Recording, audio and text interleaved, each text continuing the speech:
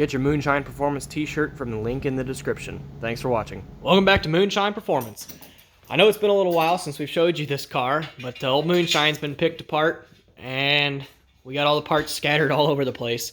But we're doing some overhauls on her this winter, and we're going to start with working on a new fuel cell.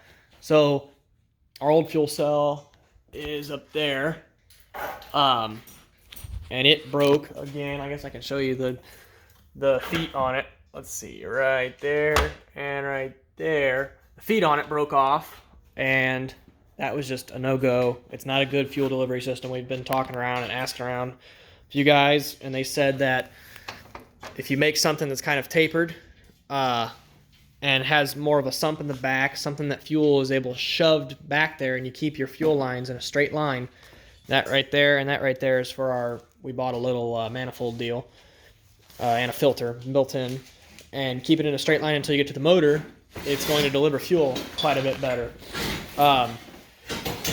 But here, this is kind of the layout, the bottom of our fuel tank. And this is going to be, I think what we're going to do is cut this further back at a 45. That's going to be the outlet there. We kind of made that up on the lathe, and I think that was previously made, but we just did some altercations to it. But that's going to be welded in there, and we're going to kind of piece together here, here, and here for fuel to be shut down there. But we're thinking about a baffle right now. We don't really know too much about the baffle, but I think we're going to put one in it. Here, he just got this set in there. So here's our filter, and then these are both for floral wreath. Yeah, these are both for fuel returns, and they'll kind of go just like that, and then the lines will go back up to the hat and stuff like that.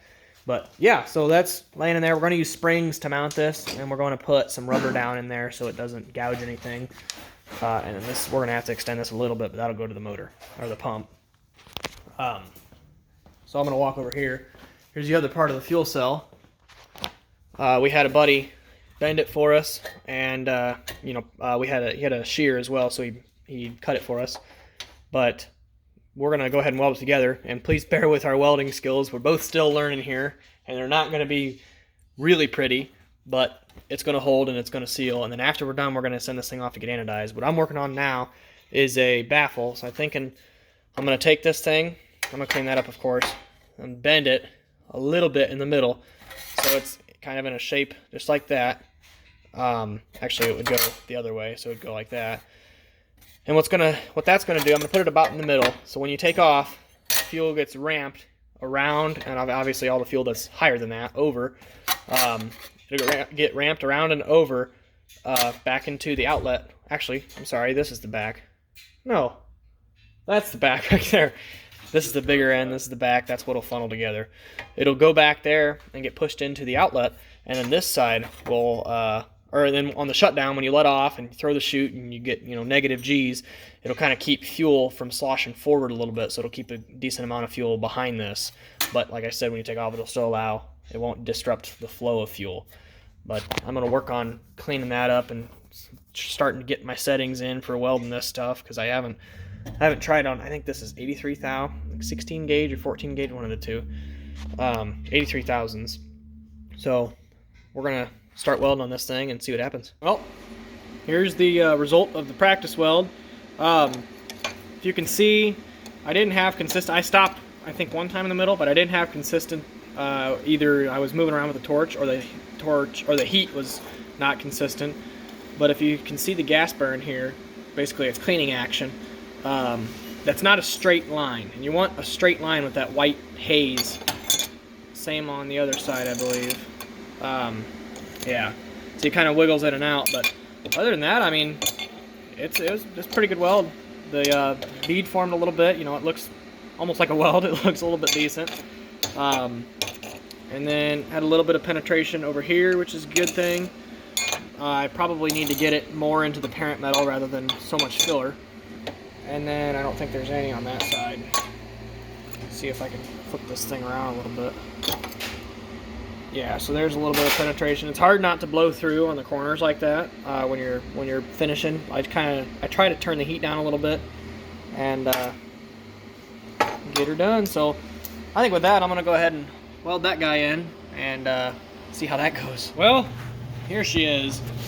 Now, before you judge, I did dip there, and I dipped a couple times everywhere else, I'm not gonna lie. But here's our baffle end, and I was going to run it, just like I did there. But I got done welding that, and I didn't even think about this. We had thought about it before, but for some reason it slipped my mind when I started welding. This stuff's gonna warp, and it has warped. So I'm hoping that we could straighten that out and get it to, you know, sit a little bit nicer. But I've got weight on it right now, trying to let it cool. And you should really just go and do little strips like that, you know, 1-inch strips, rather than heating that thing real hot. Other than that, I mean, it turned out pretty good. Hopefully that didn't ruin this bottom piece. We'll find out in the future. So it's been a couple days here, and we started to practice on a couple pieces on an outside corner joint, like you would weld right here. This has been bent, so it doesn't need welded. And we can't do it. Not one of us can do it. For some reason, it just, I don't know what we're doing wrong. I mean, I know we were talking to the guy that actually helped us out, and I'll get to that. He said, you know, we were using too big a filler rod, which we kind of knew. We were using 1/8-inch filler rod, which is huge for this, but we didn't think, that's really all we got. We didn't think it'd make a huge difference, and we were using green tungstens, which are full, or I guess they're called pure. I don't really know what it means. And he uses 2% lanthanated, the blue tungsten. So we're going to pick up a pack of that. We're not going to give up, but we are going to farm this one out to somebody who knows better than us. Sometimes you just got to put your pride away and have somebody else do it if you want a professional looking product. So he did weld. He got this case, you know, kind of welded on up. I don't really want to pull it out. You'll see them later, but the welds are gorgeous. I mean, they look awesome all the way through. So I went and picked the tank up after he did that, and we're gonna fabricate, you know, kind of cut out and shape. I'm having a hard time on this piece. Hopefully he can work with it. But he gave us a printout to scale, so I cut out the prints for these 3-section pieces back here, and I've been cutting them out, and I've been shaping them a little bit more on the belt sander. So I got to get this piece cut out and that piece cut out, and then after that, I got to figure something out about our check valves. Well, always drop those things. Here's one of the balls for the check valve. This will sit right there, or you know, somewhere right in the middle of where this bracket is, and in the middle of the tank. And we're gonna drill down a hole and kind of let that recess in there, and then hopefully that thick, since this is a lot thicker than this, hopefully he can still weld it. I know I have a terrible time with that, but here's like a check valve. I want to go back and clean up some of this stuff and get the holes drilled, and then we got to drill a hole for our fill neck too. And I don't think we really want this sticking up that high. I don't know yet. So we'll probably cut that off as well and drop it down a little bit. All right, this top piece, like I said, is done here. Here's the side piece. This one won't work over there. It's a little bit shy, and it's also a little bit shy over here, and I won't be able to hold it up with one hand and film. That's just going to sit in there just like that, and get welded up. But it's coming along pretty nice. This thing is going to be sweet, so I'm going to go ahead and get on the belt sander, clean this one up, shape it a little bit more, kind of straighten it out, and get it to fit that side.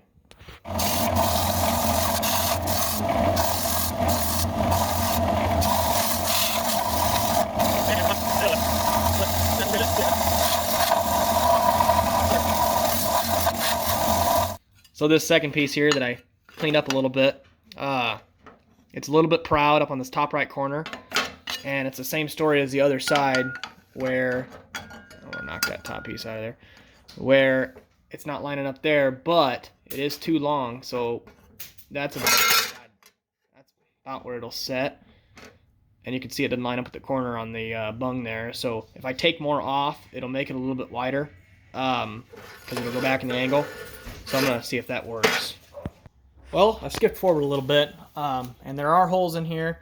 I did get these pieces to line up over here, but we've got the holes in her. So this one's for fill cap, obviously. It's just a filling bung. It's got threads and a cap on it, so that'll sit in there. We'll have him weld that in. And then this right here, this is stainless. I don't know if we're going to paint it or not. Probably look better painted. But we have two 90s in a hose, And then here are check valve things. So the other one's in there. Okay, so I'll take this and this. And these are they're kind of bungs. And there's 2 grooves that we did on the lathe for a hose clamp to clamp onto. That will also get welded on. Just like that. And then there's really nothing, no lips on the inside. So the holes, we happen to have the right size hole saw, which is it was a very long shot. Anyway, this part is going to set in there like that. We'll have them weld around the top of it. We'll set it a little more flush with the top, poking out a little bit. And then we're going to drill probably 2 or 3 sets of holes, real tiny holes all the way through this at the bottom, maybe in 3 directions. And then we're going to put wire in it and wrap wire around the outside as well. That will allow the hose to still slip over it. But what that's going to do is keep that stainless steel ball from, I think it's stainless, I don't know, but it's got a little bit of surface rust on it. But it's going to keep that from falling into the fuel tank if that wire is in there. And that will also allow us to take that wire out and replace this ball, or replace the wire too if it starts to go bad. Galvanized wire is what we're going to use. Hopefully that doesn't react bad with alcohol. We're going to find out. But that allows us to maintenance things, so we can pull the wire out, drop the ball, and kind of fiddle around with the fuel tank to get it to fall out. But that's kind of where we're at right now. Next thing I have to do is cut this little lip off right here all the way down and get a piece to fit in there so he can weld that up too. And I think that's probably about it. We can bring it back to him and have him weld it all up and it'll be finished. We're gonna sand it up, you know, make it look a little bit prettier, kind of get some of the scratches out, and then send it off to get anodized. So I just went through and cut off a little sliver here. This was the sliver, and I gotta go back, kind of clean this back up with a file. But I also have to go in here and kind of clean that up as well. This file doesn't have a handle, but I'm just gonna make this kind of a nice smooth edge for it to weld. Just needs deburred pretty well. Remember, most files only cut one direction.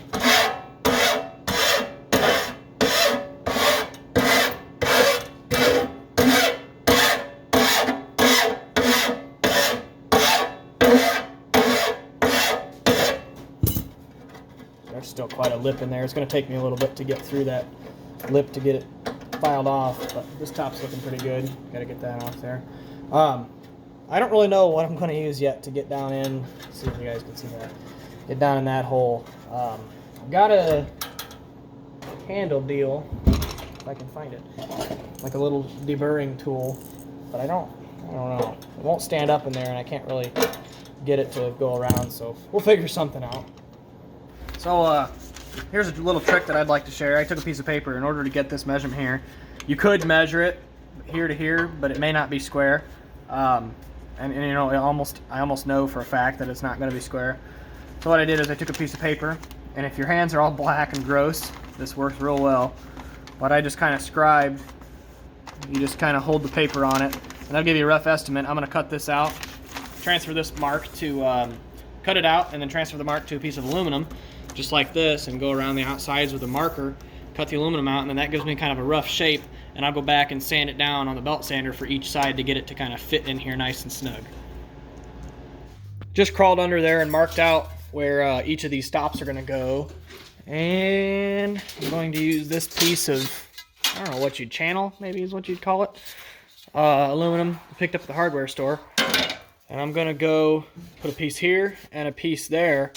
I think I'm going to go ahead and tack it like that. And I'm going to bring it maybe on this edge of the mark on either side. Let's see. Yeah, that'll work because the tank sits in there. I need them on the inside because the tank sits in there and these marks are on the outside. But I want it to have at least a 1/2 inch play, probably forward and backward. So I got to chop up a couple sections here and try to make it square with the edges here and here as well, to make sure that she's straight, tack it in place. I'm not going to try to weld it. I'm going to have JB weld it. Not JB Weld, but the guy's name is JB. We're going to have him weld it up because it'll look a lot prettier. Well, I got this back piece right here done. Got it all cut out. Oh. And then I also got one-handed here, and I don't want to break this bottom section off. Also got these two puppies welded in there, just tacked in. So don't judge too bad. I can get stuff to stick, but it ain't pretty. I tried to get a little bit of a tack here on the center on this first one, and it just warped way away from me. So I'm gonna see if he can do something about that. But the other dilemma is I've got weld on this side, and this is where the stop is going. I should have welded it on this side. This one's good because I thought about it, after I had done this one. So I'm gonna tell him to weld on this side, and then we'll weld here, here, and here, and on the edges too. That way it kind of keeps it from pulling up in case it's getting beat around in there, which I'm sure it's gonna be. So we'll just come back with a file on these, these little tacks right here to make sure they're not affecting anything. But I think I'm gonna go ahead and bring it on over to him and get him to weld them up. So again, it's been a little while since I recorded last, but here's the final product of the tank. I guess I wouldn't call it the final product. We're gonna send it off to get it anodized after we make our little carbon fiber straps and stuff like that. And this will sit down a little bit further. Obviously it'll get all the way down. We'll have a hose clamp around it. But this is what you see is what you get. He did a great job welding this thing. I couldn't have asked for it to come out any better. It looks awesome. It's always really cool to see a plan come together with something like this when it's just an idea in a couple of guys' heads that we kind of sit down and we talk about and come up with, and it turns into something, and it's just really cool to be able to see that. I was able to sit down, and he did too. We went through and kind of sanded this thing and tried to make it as good of a surface finish as possible, without spending too much time on it. That way the anodized coating comes out real nicely, like, stuff like that I couldn't get out all the way. But it turned out very nice. That's exactly what we had in our heads. That's exactly what came out, and we're very happy with it. So I think that's all for now. We'll show it to you once we get it anodized. We're gonna send it to a company near Chicago, I think. We'll show it to you when we get it anodized, and we'll go from there. Thanks for watching. Stay tuned.